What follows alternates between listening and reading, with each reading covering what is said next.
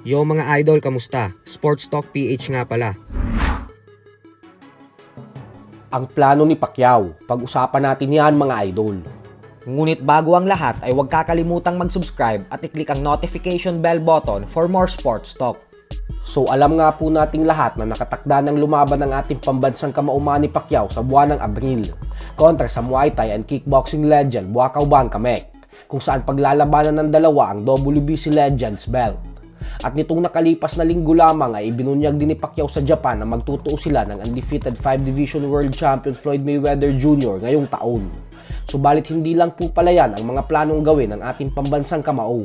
Ito po ay dahil sinabi po mismo ng Emperor Promotions President Sean Gibbons na gustong-gusto daw talaga makalaban ni Pacquiao ang tatlo sa pinakamainit na pangalan sa boxing ngayon at sa 140-pound junior welterweight division. Ayon po kay Gibbons ay gusto daw talaga ni Pacman makatapat sila 3-division champion Gervonta Tank Davis, 2-division champion Devin Haney at ang knockout artist na si Ryan Garcia.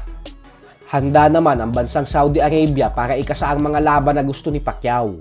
Paliwanag ni Gibbons na gustong-gusto daw kasi ng Saudi na mapalaban sa bansa nila ang nag-iisang 8-division world champion ng boxing.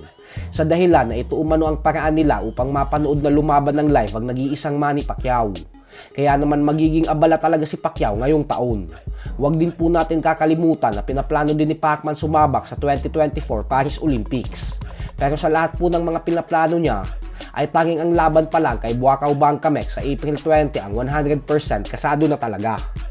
Sa kabilang banda naman mga idol ay sinasabi nga po ng madaming fans ngayon na tila nabudol na daw ni Mayweather si Ryan Garcia.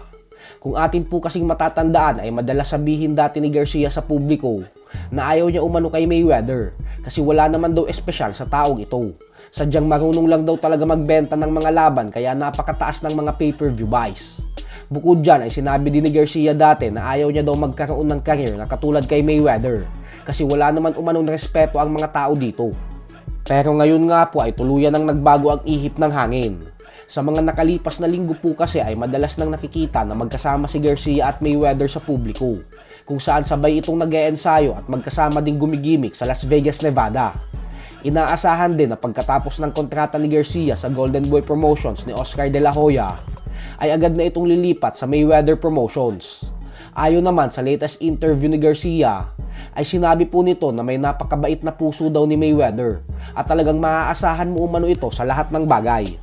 Pinagtanggol din ni Garcia si Mayweather sa mga bashers nito at sinabing hindi lang daw talaga kilala ng mga ito si Floyd dahil umano sa ugali na meron si Mayweather, kaya hindi na umano siya nagtataka kung bakit lagi itong panalo sa lahat ng bagay, hindi lang sa boxing kundi pati sa buhay. Kaya naman pananawagan ni Garcia sa mga bashers na sana daw ay respetuhin na ng mga ito ang bago niyang kaibigan na si Mayweather. So hanggang dito na lang po muna tayo mga idol. Sports Talk PH.